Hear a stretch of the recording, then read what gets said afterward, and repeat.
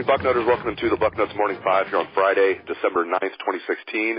I am Dave Biddle, joined by the Dean of Ohio State football recruiting, Bill Kurelic. Bill, if several reports are true, Luke Fickell is about to become the next head coach at the University of Cincinnati. How big of a blow would this be for Ohio State's recruiting if Luke Fickell is not around, Bill? Well, first let me start by saying that Luke Fickell has done a fantastic job recruiting for the Buckeyes. Year after year, he's been very consistent. A hard worker, which is such a big part of recruiting, and personable. Obviously he can sell Ohio State's program. He's been around it basically his entire adult life since he was recruited by the Buckeyes, all the way through his coaching career. So he's been a great ambassador to the program and done a great job recruiting.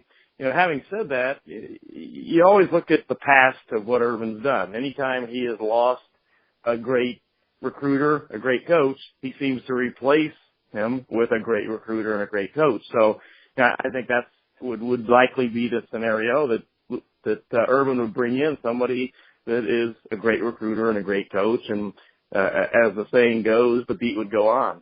Ohio State program speaks for itself, and recruits are going to be attracted to it. And, you look at the prospects this year that Luke has recruited, and, the first guy you want to look at is Baron Browning, of course, the newly committed linebacker from Texas. And, getting the sense from talking to Baron's father last Saturday and Baron as well last Saturday, I think Baron is very, very solid to Ohio State. I would be surprised if it gave him second thoughts. You never know, but that would surprise me, and I think he would remain a Buckeye commitment.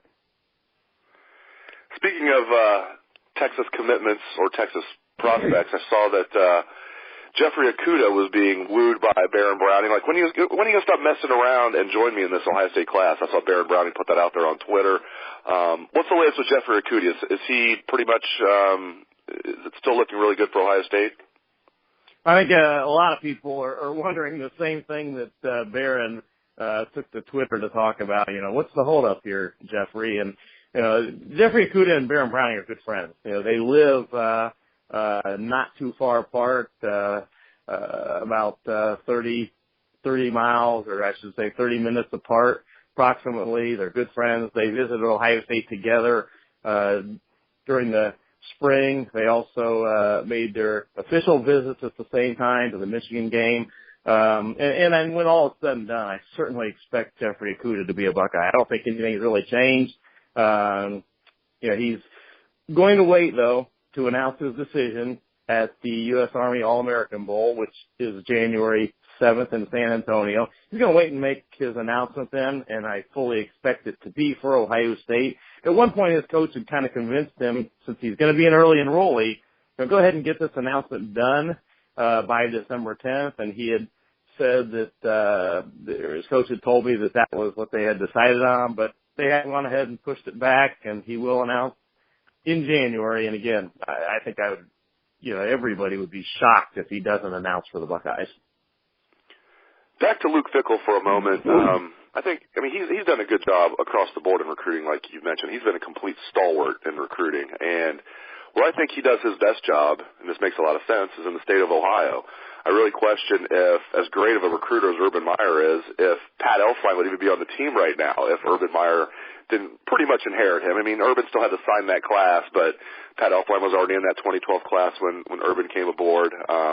Guys like Darren Lee, Luke Fickell really had to talk Urban into getting Darren Lee in the class, and Darren came to camp multiple times to earn his spot. But Luke does a good job of landing big-time guys, but he also does a good job of finding diamonds in the rough in Ohio, and I feel like that is so important. I feel like that could be a huge loss if he does take this UC job. Your thoughts? Yeah, I think that's a great point, Dave. And another one that Luke Fickell was instrumental in convincing Urban was Malik Hooker. He was not the most highly regarded recruit coming out of high school in Western Pennsylvania, and Luke Fickell was instrumental in getting Malik Hooker. So you make a great point, Dave, that he has spotted a lot of recruiting is not just salesmanship, but it's evaluation. And Luke Fickell's done a great job of evaluating. I know He's not a star yet. He's just a freshman. But I think he has a chance to be a very good player for Ohio State, is Mike Harrison from here in Columbus. He's another guy that Luke Fickell really liked and was a big part in him becoming a Buckeye as well. I think he certainly could have a bright future ahead of him too. So, Luke Fickell has done a great job, not only with the big time names, bringing them into Ohio State, but also, as you mentioned, with the, I don't know if I'd call them sleepers exactly, but just kids that weren't rated as 5-star or high 4-star type guys that he's helped recruit to Ohio State. And, he's got a great name here in Ohio, no doubt about it. And, if and when he were to become the Cincinnati head coach, I think you're going to see him do an outstanding job of recruiting for the Bearcats.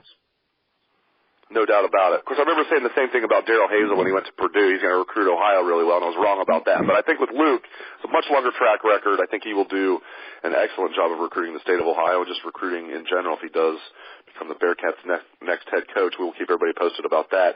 All right, back to recruiting. I'm just going to throw some names at you in the 2017 class. You can give the latest. Defensive tackle Jay Tufele. What's the latest on him, Bill? Well, he got an interesting home visit last night, as a matter of fact. The friend from the school up north, old Don Brown, Michigan's defensive coordinator, visited with Jay last night at his home. What I thought was fantastic as far as Ohio State is concerned is that, Larry Johnson, when it comes to being a combination defensive line coach and recruiter, in my opinion, he's the best in the business. He's tremendous at both. And he made a visit last Sunday with Jay Tufele, and it wasn't your exactly normal visit. He went to church with Jay Tufele and his family, and I thought that was something that was fantastic. Larry Johnson's working really hard on Tufele. In talking to, as I wrote my column, I believe it was last night, in talking to some people, I think there's more momentum right now for Ohio State over Michigan with Tufele. Now, that's not to say he can't end up at Michigan. He certainly could. But I think Ohio State's got the momentum a little bit now over Michigan. Jay made that official visit to Ohio State for the Michigan game. I think in the end it's going to come down, I wouldn't be surprised if it didn't come down to either Jay staying closer to home or being a Buckeye. And we'll see. He's a tremendous prospect.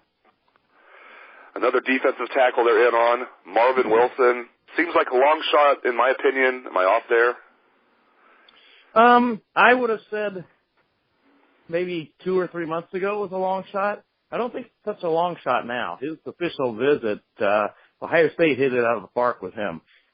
He too made an official visit to the Ohio State-Michigan game, and it went extremely well.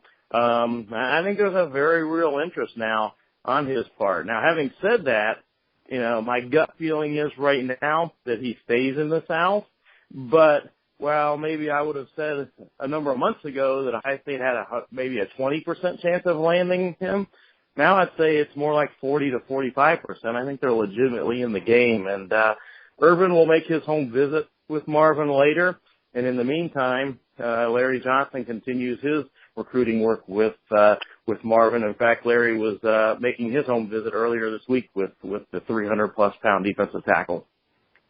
I like those percentages. That's better. I'm looking at his crystal ball. Only 13% of the crystal ball picks have Marvin Wilson going to Ohio State. I like around 40, 45%, much better. Focusing on running backs for a moment, do the Buckeyes still have a shot at Cam Akers, a legitimate shot? And if they don't get Cam Akers, could they add another running back to this class to add with J.K. Dobbins, maybe a bigger back, maybe somebody late in the game that's a little bit off the radar now? Just talk about the running back situation in this class. I'll start with the second part of that question first. If they don't get Akers, I think Dobbins will be the only running back in the class. Now, that's barring any situation where they flip somebody late because maybe a coaching change or something along those lines. But right now, there is no other running back that they're really in hot pursuit of other than Cam Akers. And as far as Akers goes, there's been a lot of talk that Ohio State is out of it and so on and so forth, and that, he's either going to end up at Ole Miss or maybe LSU. But, Ohio State is not out of it. I've had some good sources on Cam Akers, and same sources that have been telling me that he was going to make that Ohio State official visit when a lot of people were saying he wasn't going to be there. that he was going to go to the Egg Bowl and watch Mississippi State play Ole Miss instead. My sources were telling me that he will be on that official visit. Stick with what you're saying, and you'll be the one that's right. And he did make that official visit. And the same sources are telling me that Cam has absolutely not taken Ohio State off his list. And I don't necessarily, I certainly wouldn't call Ohio State the leader at this point. But the point is that he hasn't taken Ohio State off his list at this point. I'm looking at Ohio's Mr. Football, kid from Toledo Central Catholic named Michael Warren, running back, 5'11", 200. He's committed to Toledo. Was this just a down year in Ohio? Is this kid, or is this kid being under-recruited? Why are bigger programs not interested in Ohio's Mr. Football? Well, that award's a great award, but it's not an award based on college potential. It's an award based on what you did in high school, and those two things don't always necessarily line up. You could have a great high school career and be a great high school football player, but maybe you don't have the size or the speed or some of the other things that major colleges look for in prospects. So those two things aren't always a great match. He had a great high school career, and he's been a great player and certainly deserves everything that the awards that he's received and all. But he's not necessarily a prospect that all the big time schools came in and recruited hard, and that's just sometimes the way it is. Again, that award and being a great college prospect, that's not what that's about. And last guy I want to ask you about, linebacker Pete Werner. Last I heard, it was sounding really good for Ohio State as far as landing Pete Werner, linebacker out of Indianapolis. Is that still the case? Is it still looking really good for the Buckeyes, Bill? I think it is. And I've been talking with Pete this week, and I'm very impressed with Pete Werner. I think he was one of the gems of the Notre Dame recruiting class before he decommitted to the Fighting Irish. And watching his senior season highlight film, I mean, it's tremendous. He's got everything you could look for in a linebacker. He's 6'3", 220 pounds, runs well. He will definitely hit you. He makes plays. He just doesn't pass the look test, so to speak. He makes plays. Great range, good tackler. He's a kid that I really, really like, and I do like the Buckeyes' chances of him moving up to the class. I think if they come out of this recruiting season with Baron Browning and Pete Werner to go along with Brendan White from Olentangy Liberty High School, if they come out of the class with having the class those three prospects, I think that will be a great linebacker haul. I think Brendan White will end up being a linebacker for Ohio State, and I think he'll be a Darren Lee type guy. And by the way, both of those young men are making their official visits to Ohio State this weekend, both Werner and Brendan White. And again, that trio, and I think the likelihood is that will be the trio at Ohio State for this recruiting class, would be, in my opinion, an outstanding trio of linebackers for the Buckeyes.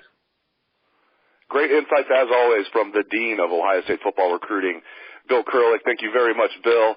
And thanks to all the listeners out there for tuning into the show. I hope you have a great day and a great weekend. We will, of course, keep you posted on the Luke Fickell news, Kerry Combs news, anything else that might break. And also, one quick programming note.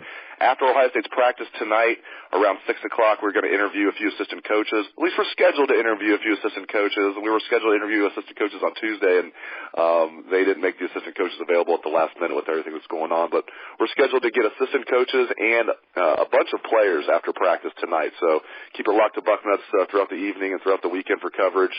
And we will talk to you guys on Monday. Let's hear some Buckeye swag, Dusty and Band in the land.